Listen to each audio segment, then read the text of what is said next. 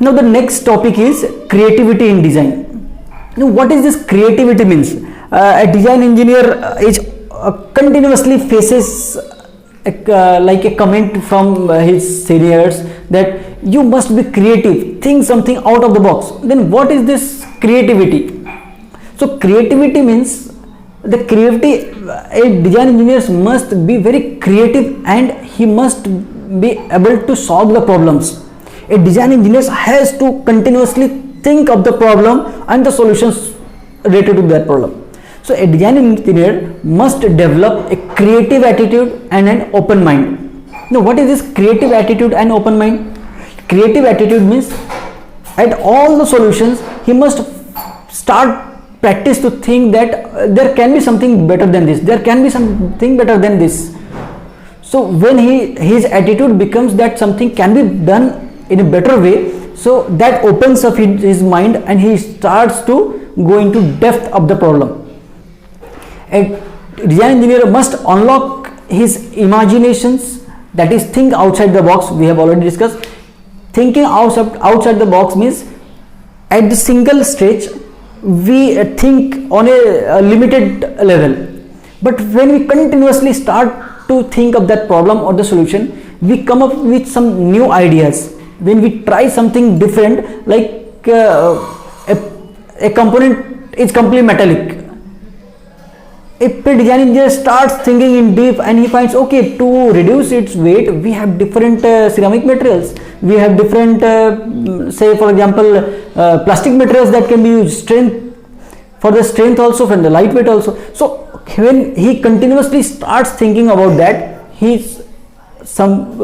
starts to think about outside the box, and so the new product or the modification that we call as creative modifications has been done.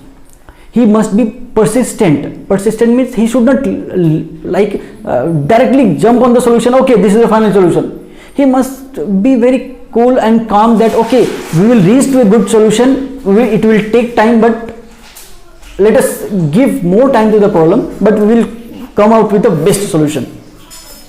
And the next is suspend your judgment. A design engineer should not be prejudiced. What we call is prejudice means he should not say what I have thought is okay final.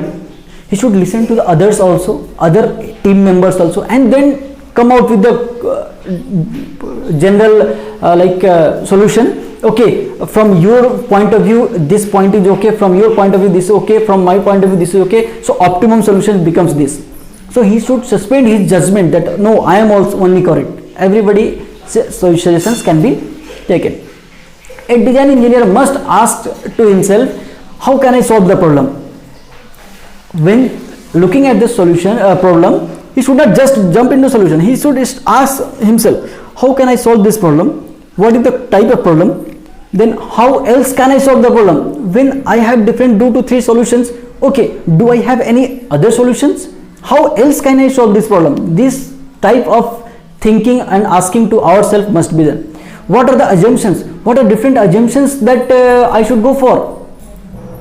In the design we have studied different assumptions can be taken. Okay, this dimensions is required to be say 25 mm, can I go for 25 or 26 or 24. So different assumptions has to be considered, and are the assumptions valid. He should not assume blindly, he should also see okay, is my assumption valid, am I just hypothetically assuming. No, he should decide okay, my assumptions are okay or not. The assumptions must be justified and must be calculative, it should not be random. The next topic is use of standardization. What is this standardization means? Standardization is defined as an obligatory norms to which various characteristics of a product should conform. That means a product of similar characteristics, similar properties should be categorized, should be given a same standard of categories. So that is called as standardization. Characteristics is what? Characteristics means different materials, dimensions, shape of component, method of marking, packing, storing of the product. Those are the characteristics of any product. Next is what is standard?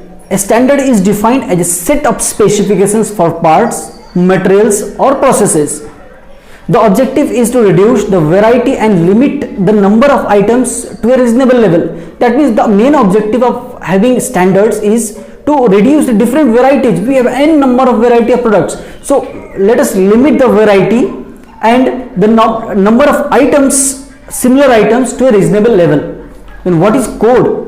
There is always a confusion between standard and code. So code is defined as a set of specifications for analysis, design, manufacturing, testing and erection of the product. That means for the testing or the manufacturing of the product, its special design, its analysis, these comes under different codes. The purpose of code is to achieve a specified level of safety.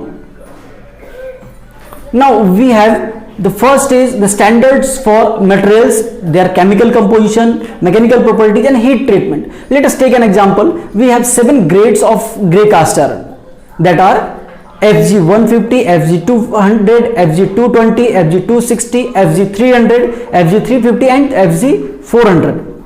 Here FG indicates a specific type of material, that is grey cast iron, and here the number 260, 300, 400, all these indicate the ultimate tensile strength. That means when we have a material FG 400, it means grey cast iron of 400 ultimate tensile strength. Standards for shape and dimensions of commonly used machine elements. There are many machine elements which are commonly used, so they are standardized and categorized in different nomenclatures, like bolts, screw and nut, rivets, belts, chains, ball and roller bearings, wire ropes, keys, splines, etc. For example, IS 2494, this is a standard number which specifies the standard trapezoidal cross section of this V belt. There are different types of V belts. So trapezoidal cross section of the V belt, which indicates its width, height and included angle. So that comes under IS 2494. Next is standards for fits, tolerances and surface finish of components. For these processes, surface finish, tolerances, fits, let us take an example. Selection of types of fits for different applications of is illustrated in IS 2709 on guide for selection of fits. So for the fits we have different guidelines. For guides of selection of fits we have IS 2709, which indicates the upper limit of the fit, lower limit of the upper limit and lower limit of the tolerance for various sizes of holes of the shafts, and they are specified in IS 191 also recommendations for limits and fits for engineering. Next is standards for testing of the products. Now for testing of the products, these standards, sometimes called as also codes, give procedures for testing of the products like pressure vessel, boilers, crane, wire ropes, etc., where safety is the main concern. Therefore, where the safety is of utmost concern, we have a different codes.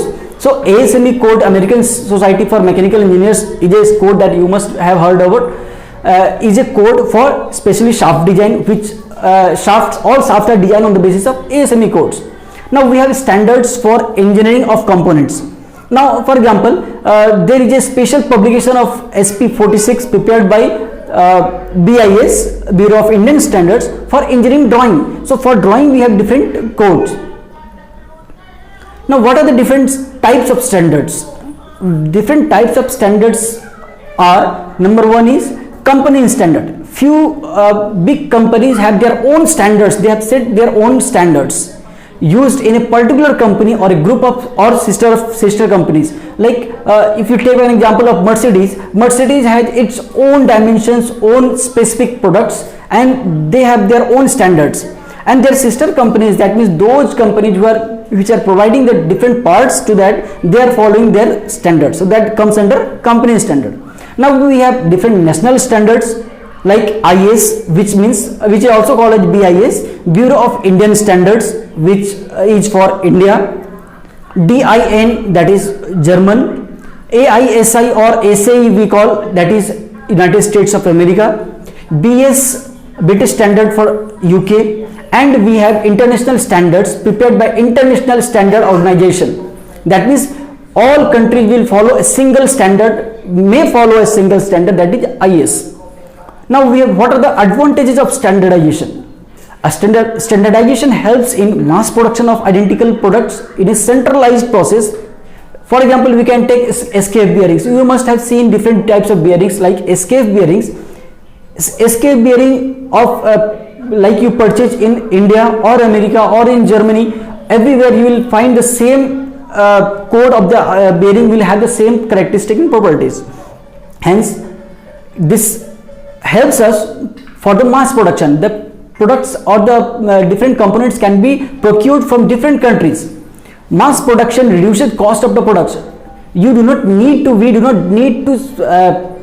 manufacture each and every component because it is already available in the market with the standard specifications.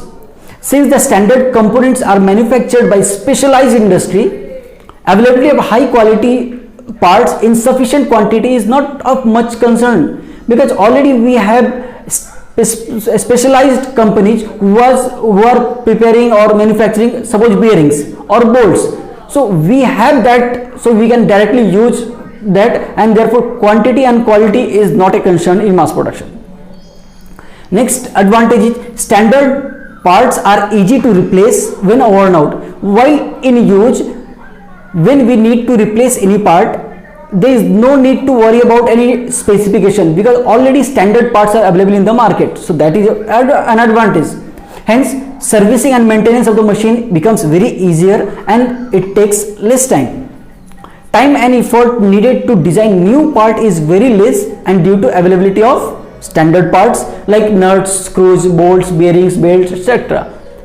Standardized parts in machine perform in a better way with maximum efficiency, thereby increasing the reliability of the machine. A machine must be reliable, that must be a property of the machine. So for reliability, we have standard parts which will perform in a standard and better way.